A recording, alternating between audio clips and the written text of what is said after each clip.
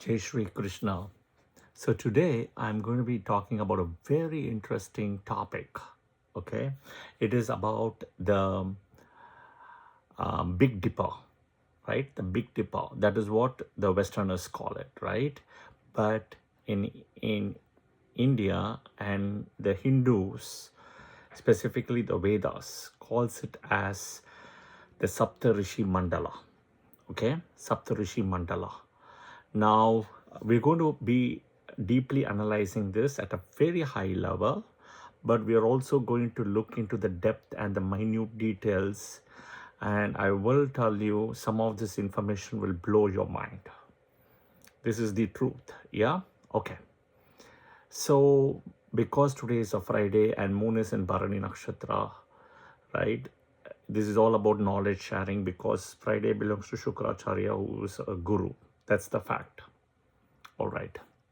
So before we get into it, right? Let's take a step back, and we all remember the swastika where Adolf Hitler during Second World War. Any Germans watching this? Yeah, has taken it from India and copied it as a Nazi party symbol, right, for Nazism. This is the fact, right? Hitler took it from India. Nobody can deny it. But there is more, right?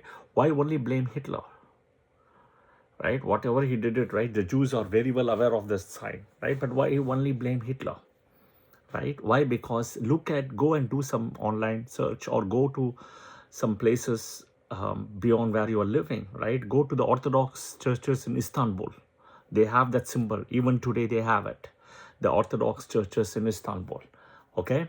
All right, who else? Then go to see the San Marco Church in Italy, in Milano. You will see it. Okay?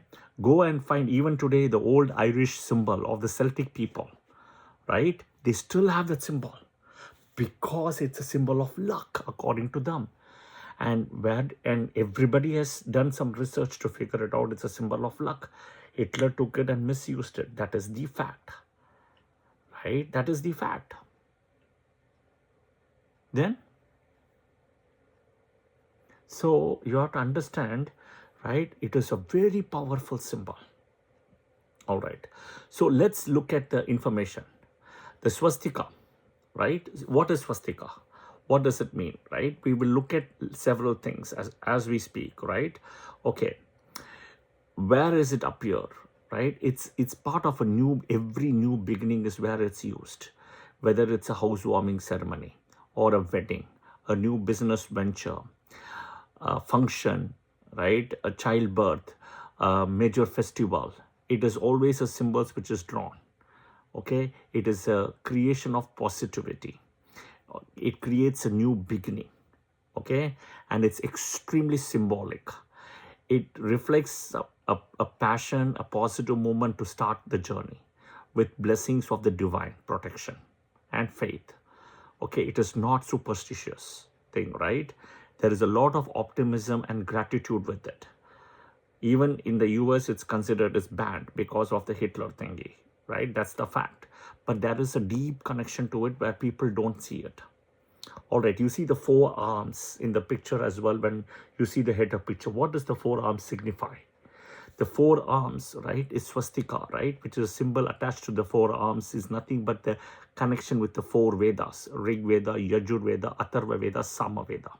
The four directions: east, west, north, south. The four stages of life, right? And it's a balance in the universe, including the Dharma, Artha, Kama, Moksha. The four padas, right? It's also the movement and progression rather than stillness and stagnation. Okay, it is something which constantly evolves and changes, right? And as time moves on, nobody wants to be stuck in the same place for everything, right? It's all about growth, right? It's moving forward with awareness and positivity. That is the most important thing, if you see, right? So to summarize, it encourages positivity, balance, and alignment with extremely divine values. Okay, where our whole life is involved with stress and uncertainty, these principles form the core fundamentals in a way. Okay, it's a blessing in a way. So every symbol, right, has a story in Hinduism. That's the beautiful part, right? And they carry a very deep meaning. There is a connectivity to it. And swastika is the oldest symbol in Hinduism, right? Its name itself comes from the Sanskrit word called swasti, right? Which is nothing but well-being, prosperity, peace, good fortune, and happiness. Okay, and it is all about inviting positive energy and divine blessings, right, into the space where one lives. It is also about the blessings. It's also about the wisdom. It's also about true prosperity, just not material wealth alone, but it's health, wealth, happiness, harmony, and a balance in life. Okay, and you can see the four arms, there is also a balance. Okay, many in India, many Hindus and have this as a door stuff, right? It's more than that, right? It creates an environment with positive vibrations and will reduce negativity, right? They are always reminded of positive thoughts. But let's dig, there is a deep angle which people don't touch today. Okay, the configuration of the Saptarishi Mandala, right, is in alignment with the pole star, which is also called as Dhruv Nakshatra. Okay, this is the most important thing. As the seasons move, the solstices, the 4 seasons move, right, the direction also changes. And you will see that in the header picture what I have posted as well. Okay, so basically what happens is the whole arms, right, it mirrors the Saptarishi Mandala. Okay, as we see across the seasons, the 4 seasons, right, summer, spring, winter, or fall or autumn, however you want to call it, right? The 4 arms move, and you will see exactly, right, exactly the way the swastika symbol is between the 4 season directions. But if you plot them, right, and see the header picture closely, what I have published in this video, right, the front cover, they are the 7th of Saptarishis. Okay, starting, if you see the 7 Saptarishis, starting from Bhrigu, okay, Bhrigu, Vashishta, okay, then we have Angiras, Atri, Kratu, right, Pulaha, Pulastaya. Except Marichi, you will have all of the rishis, the first 7 Saptarishis here, except Marichi. Yeah, so the 7 Saptarishis, right, and then with Vashishta, you will also see a point called Arundhati. That is where you are asked to see after marriage.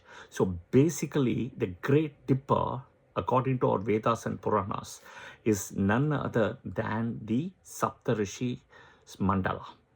Okay, and they move along with the Dhruv pole star. Okay, so it is just not about positivity, about happiness, about positive vibrations, etc. It is the energy of Saptarishis. That is the most important thing. And from Saptarishis, where the nakshatras, people, everybody come, our gotras come from Saptarishis. Okay, so end of the day, right, the 7 Saptarishis, as I mentioned, starting from Bhrigu, Vashishta, Atri, Angiras, Pulaha, Pulastaya, Kratu, 7 rishis, minus Marichi. Okay, so they are the ones who move. So in the header picture, you will see 2 pictures I have put in. One picture with the Saptarishis, another picture of the arm, how it moves, and you will see the swastika picture indirectly. Yeah, this is where Hitler, this is where the Western people, the Orthodox churches in Istanbul have taken this symbol as well. Even today they have it. The San Marco Church in Italy, Milano, has it as well. All the Irish people, if you go to Ireland, right, it's the old Irish symbol of the Celtic people. Even if you go to the one in, which one, I'll tell you, in Hagia Sophia, right, in Turkey, in older Constantinople called Turkey now, even that church has it, right? Everybody has this symbol. They've all taken it. Guys, the reality is all of it comes from Hinduism, and there is a deep meaning to it. We just see that symbol and say, oh, it's of infinity and everything. It is the Saptarishi Mandala. And every Manvantara, the 7 Saptarishis will change. We are now in the Vaivatsava Manvantara. Okay, but these are the original Saptarishis who became as a constellation in alignment with the Dhruv pole star, right? And of course, with Vashishta, you'll have Arundhati, the only person, wife who was there along with the Saptarishis, Vashishta's wife Arundhati, so which you also see after marriage. Yeah, again, the Swastika, the Saptarishi Mandala, the Great Dipper is more than a star. It is the Saptarishis. Okay, so please pray to them. Please understand there is a bigger part to it, right? And unfortunately, people like Hitler and churches and all have knocked this off. They keep on looting things, everything from Hinduism. This is the fact. That is why I say all the other religions are man-made except Hinduism. All right. I hope this was helpful. Share your comments in the comment section as well, if this was a new learning for you as well. Yeah.